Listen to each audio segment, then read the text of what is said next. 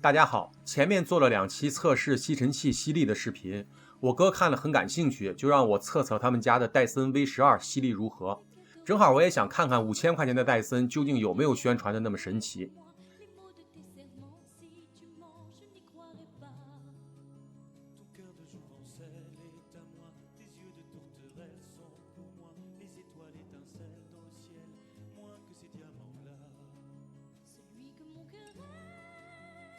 下面正式开始。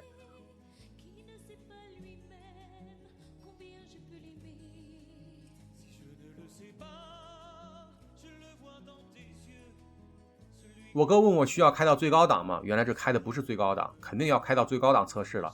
好了，现在就是最高档了。我哥用手挡住豁口，风速仪紧贴风口，保证不漏风，以测得最大值，数值显示为12。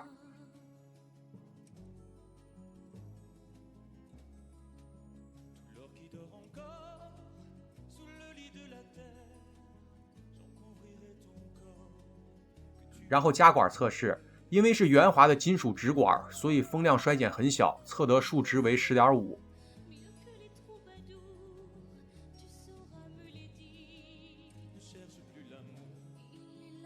下面给你们看看我家10几年前买的破三洋吸尘器，风口处数值为15.5。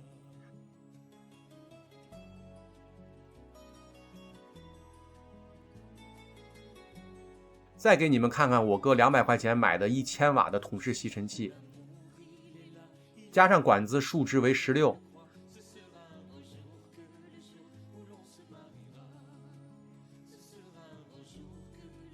请注意最后那一件，把我的风速仪都吸上了。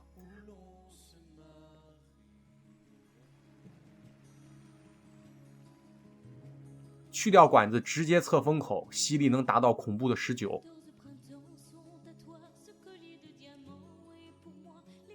所以这就是你卖5000块钱的吸尘器，一个无刷电机180块钱，看这体积里边的电池组最多100元，他们采购价格肯定还要比我说的低得多。材料成本撑死200-300的东西，你卖5000。我以前做过一个暴力拆解3000多块钱的 3M 纯水机的视频，那个玩意儿也是这样，溢价几十倍，有兴趣的可以看看。一分价钱一分货这句话本身没错，但是我再次声明，这句话在咱们这儿不成立。原因很简单，缺少严格的监管机制。这些无良商家就是抓住很多人这种一分价钱一分货的心理，把一个破烂溢价几十倍，然后噱头和宣传做足，该买通的关节买通，最后营造出商品极其高档的假象。再加上咱们这儿的人普遍缺少求真的意识，很少会有人真的用仪器测试，用数据说话，所以一群一群的大绵羊满心欢喜的购买这种商品，然后还会得意洋洋的在各种平台上给人当义务宣传员，真是可悲。我认为这种疯狂溢价的产品究竟价值多少，价格监管机制不可能不知道，但就任由其胡乱定价，坑害消费者。归根结底，这才是这些乱象的根源。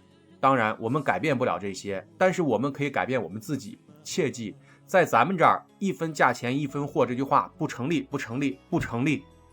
当然踏踏实实做事的良心商家还是大多数，可以看到像我最后测试的那种巨大吸力的桶式吸尘器，1200瓦的也就200块钱，更大一些的1400瓦的300块钱，我哥那个1000瓦的也是200块钱买的。还是我之前那个视频说的，功率即正义，功率即正义，功率即正义。希望大家喜欢我的视频，投币点赞加关注，下个视频见。